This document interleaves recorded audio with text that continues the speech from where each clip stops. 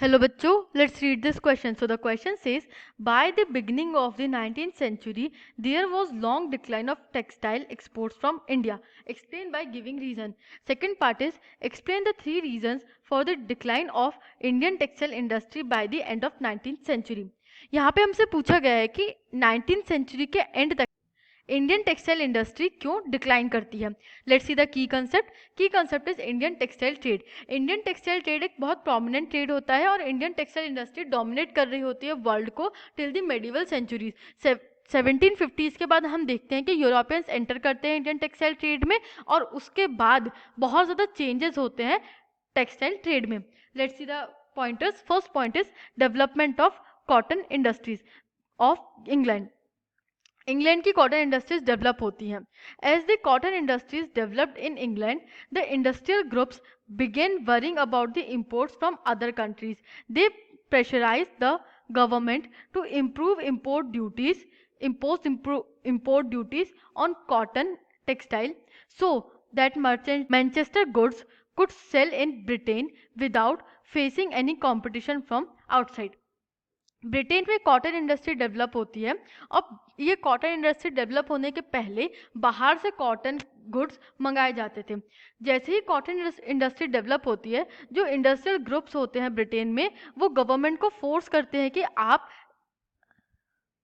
Imported cotton के ऊपर import duties लगाइए, जिससे कि इम्पोर्टेड कॉटन महंगा हो जाएगा और जो मैनचेस्टर गुड्स है, मैनचेस्टर में बनने वाला जो कॉटन है, वो ब्रिटेन में बिना किसी कंपटीशन के बिक सकेगा.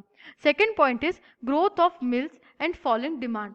British industrialist persuaded the East India Company to sell British manufacturers in Indian market to cover the supply. Britain में इंडस्ट्रियलाइजेशन प्रोसेस बहुत एक्टिवली वर्कआउट करती है और इससे मिल्स बढ़ जाती हैं कम और डिमांड जो होती है वो उतनी नहीं बढ़ती है. तो डिमांड जो होती है गुड्स की वो गिरने लगती है और प्रोडक्शन ज़्यादा होने लगता है.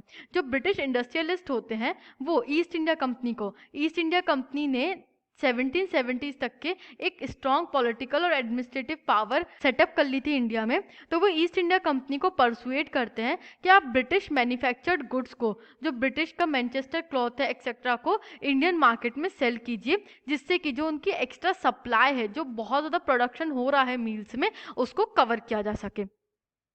Third point is 2H policy. To sell its manufactures in India, East India Company followed a 2H policy of no taxes on imports but heavy taxes on exports. This made cheap Manchester good available in Indian market. अब east India company क्या करती है, एक policy follow करती है 2H policy. 2H policy मतलब कि दोनों तरीके से इंडियन टेक्सटाइल इंडस्ट्री को ख़त्म करने की. सबसे पहले तो वो मैनचेस्टर गुड्स पे, जो भी इंपोर्टेड गुड्स थे, उन पे कोई टैक्स नहीं लगाती है, तो ऑटोमेटिकली वो good compare to Indian good बहुत चीप हो जाता है. और यहाँ पे हैवी टैक्स इम्पोज कर देती है इंडियन गुड्स के एक्सपोर्ट पे. तो जो इंडियन गुड्स है वो इंटरनेशनल मार्केट में बहुत एक्सपेंसिव हो जाता है और लोग मैनचेस्टर गुड्स को ज़्यादा खरीदना चाहते हैं कंपेयर टू इंडियन गुड्स. और इस तरीके से चीप मैनचेस्टर गुड्स अवेलेबल करा दिया जाता है इंडियन मार्केट्स में और इंडियन मासेज भी उस चीप गुड्स के पीछे चली जाती है. Fourth point is Manchester goods in India.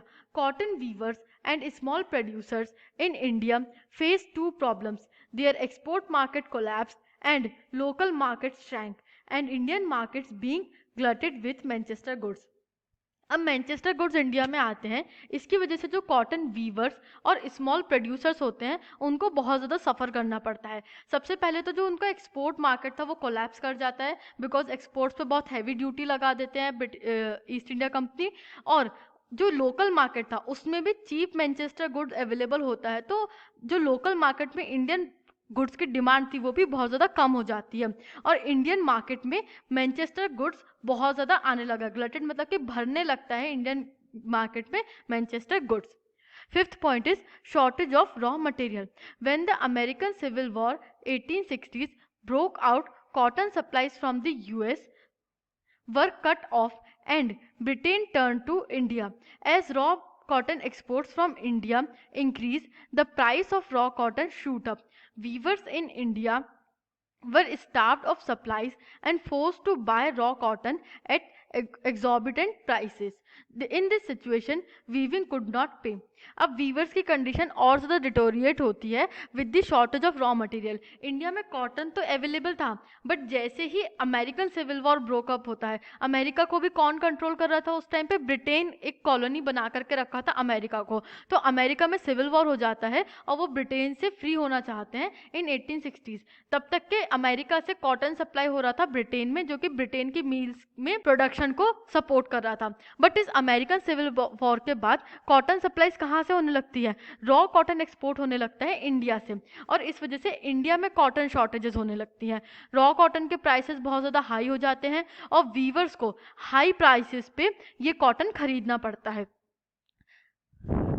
अब ऑलरेडी जो रॉ कॉटन है, जो रॉ मटेरियल है, उसका प्राइस हाई हो गया है, बट उनका जो प्रोडक्ट है, जो उनने कपड़ा वीव किया है, उसका उनको इतना प्राइस मिल नहीं हो रहा होता है। इसलिए जो वीविंग होती है वो पे नहीं कर पा रही होती है वीवर्स की बेसिक नीड्स को भी, और इस तरीके से हम देखते हैं कि इंडियन टेक्सटाइल इंडस्ट्री पूरी तरीके से कोलैप्स कर जाती है। I hope you understood this question. Thank you and best of luck.